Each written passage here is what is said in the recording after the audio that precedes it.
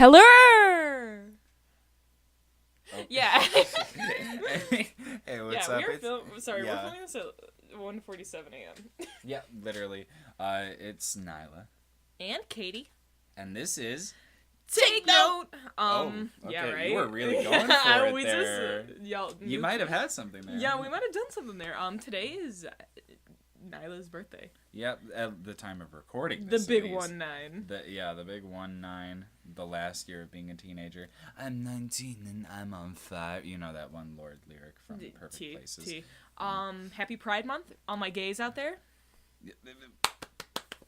Ooh. Speaking of gays, we're going to be discussing Courtney Barnett. Tell me how you really feel. Yeah. Tell me how you really feel. Yeah, you could tell like we're really recording we're out of this. It. But Nyla, we were like driving home one day and you played Need a Little Time, and I was like, let me Shazam this bitch, and I did, and you didn't even need to Shazam it. Yeah. I just told you. And then I got you hooked. And I was shook as fuck. I've put some stuff on my Instagram story about it because it's so good. I didn't know about her prior to this, but now I'm glad I do because she is a awesome queer artist who makes really good music. She's going to be in Chicago. Unfortunately, we are broke. Yeah. Yeah. And we cannot see her, but we'll be there in spirit. Yeah, and hopefully the next time she releases an album, she'll do a tour. Because I found out about her, like... way too late. Yeah, literally just at that cutoff date. Yeah, like, I had seen glimpses of her, especially with, she did a Tiny Desk. Yeah, she did. I haven't seen the Tiny Desk. Thank you for telling me about the Tiny Desk, because now I'm LGBT gonna watch it. Yeah, but I saw, like, the Kurt Vile and Courtney Barnett album that they did a while ago. That I have only listened to a couple of songs on. I like that personally. I'm into the soft stuff and the hard stuff and everything in between. She has a performance. She went to Jimmy Fallon, I think. Yeah. And it has a disheartening amount of dislikes. And I watched the whole thing, and I don't know what the fuck is wrong with people.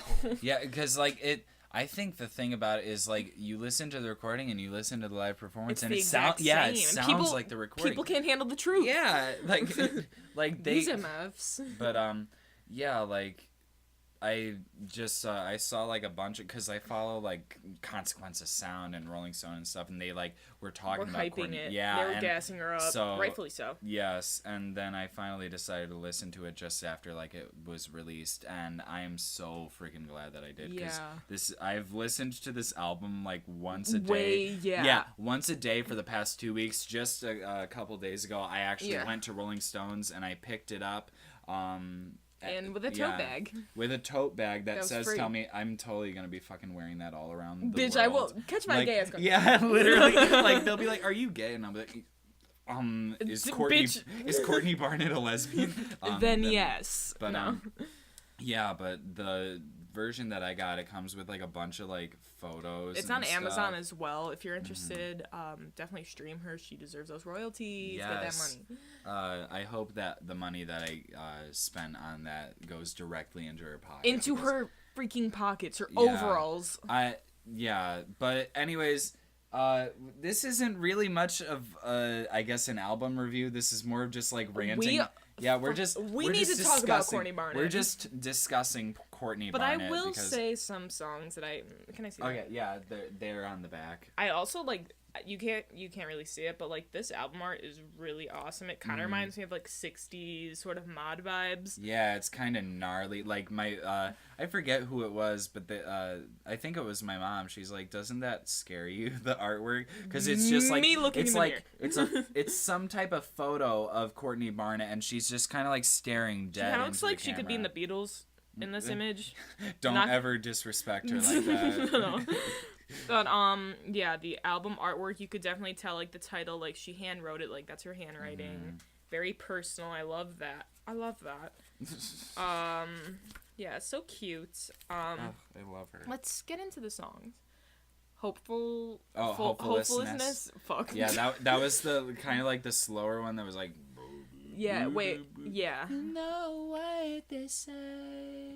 Yeah. No one That listening to that one with headphones, an experience. I need to do that. I need to listen to it with. Like, I usually listen to it in the car, but one day I was like popping in my headphones. I was like, bitch, I need to like lay in some water and just submerge my head. God. As I... Like a baptism. Yeah, right. Bitch. A lesbian baptism.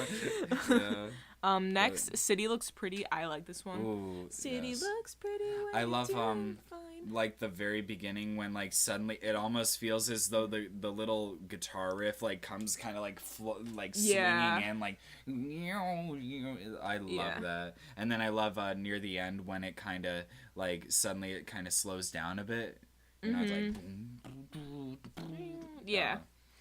Charity. Ooh, yeah, that's one. That's one. Must be having so much fun. See, earlier we were. The next one I think is Need a Little Time. Right? Yeah, that's like her most popular song, rightfully so. I think I think it's the best song on the album. No tea, no shade.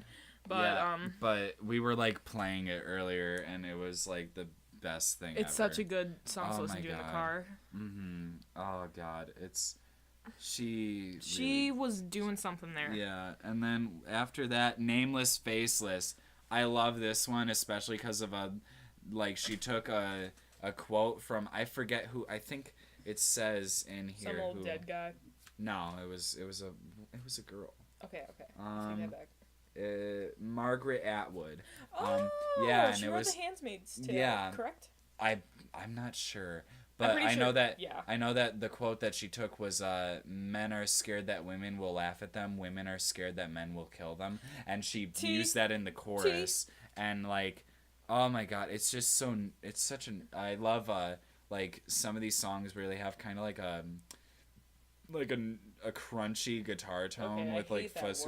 Okay, I'm sorry. As a guitarist, that's the only word that I can think of that like I can. Very raw. That makes sense. Unpolished. Yeah, but in a good way. Like also like going off of that, like this like gives me some like 90s grunge revival vibes, and I am here for it. Because like she was inspired by like Nirvana, or like that's like one of the artists that she would grow up listening to was Nirvana and stuff. Yeah. Like one of the videos that I was watching of her, she was playing the riff to "Come As You Are" because every guitarist has to do that. Otherwise they get all their guitars Smoke on the Water. Yeah, those are the only two fucking chords that people. And then after that, we got "I'm Not Your Mother, I'm Not Your Bitch." Ooh, that one's definitely epitome of 90s grunge. God, that it's all the same, never change, never change. And then crippling self-doubt and a general lack of confidence. I like that one because it's like. I believe this is the one that like it has like an interesting tempo. You know, it's like yeah. And then suddenly you get into the chorus and it's just the 4/4. Help Yourself is great. Walking on eggshells gets tiring. Sunday Roast. That's such a great moment. That's such a great closing track. I love the lyric. Don't come with your arms swinging, throw them around me. Also, another thing that I appreciate about her is like most of the time she has kind of like deadpan vocals. Like she's not like trying to woo us with like a beautiful singing voice and stuff. She's got a really nice tone.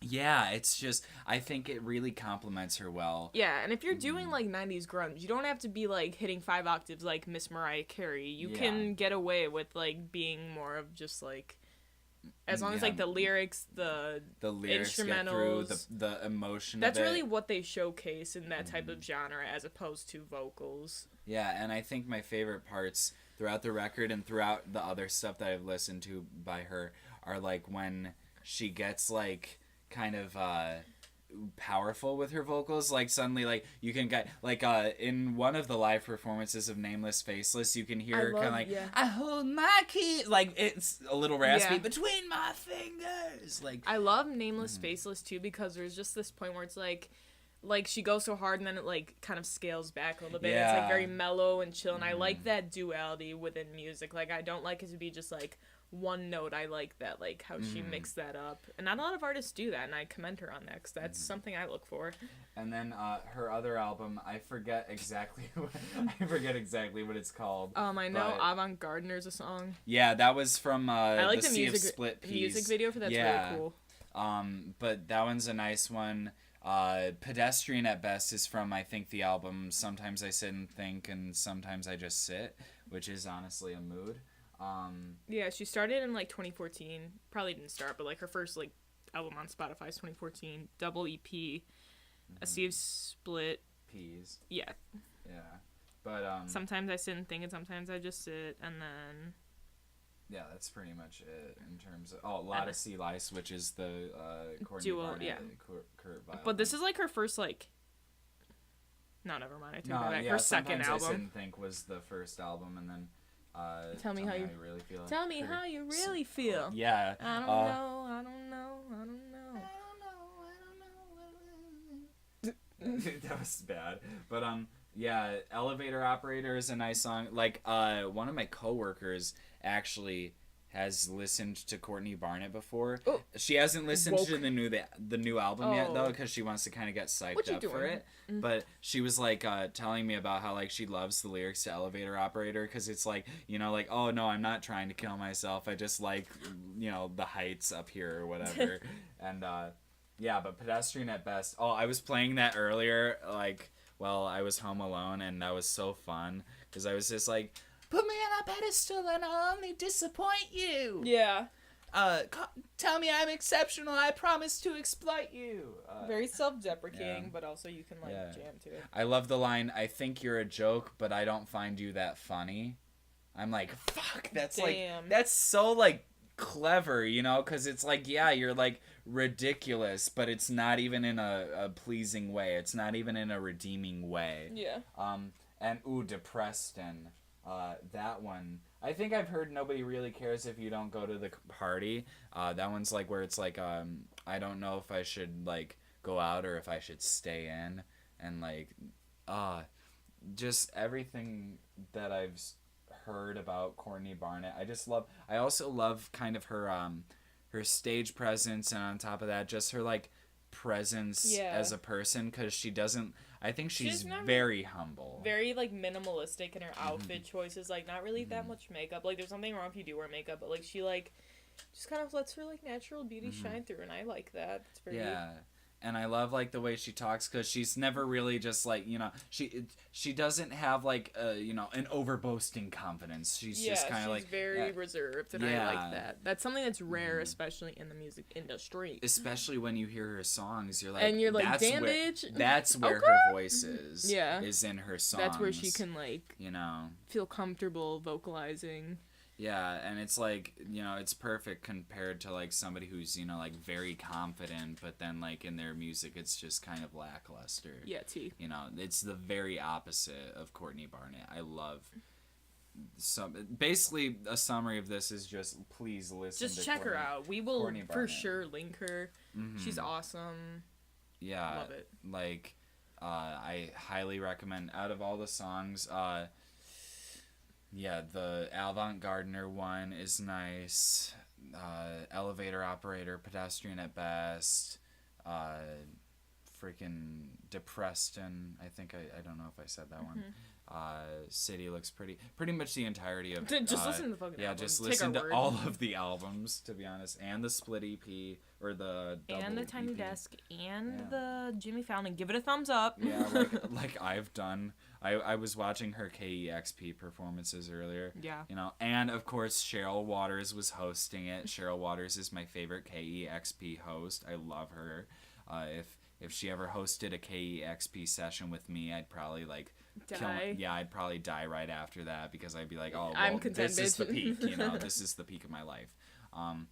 Yeah. But honorable mentions, just Panic at the Disco, High Hopes. I had to do it. I'm sorry. Oh, of course. Didn't we mention this in the other one? Bitch, we will mention it again. Okay. But anyway.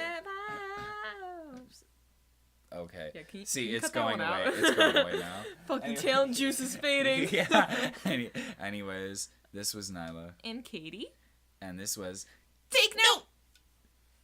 Peace.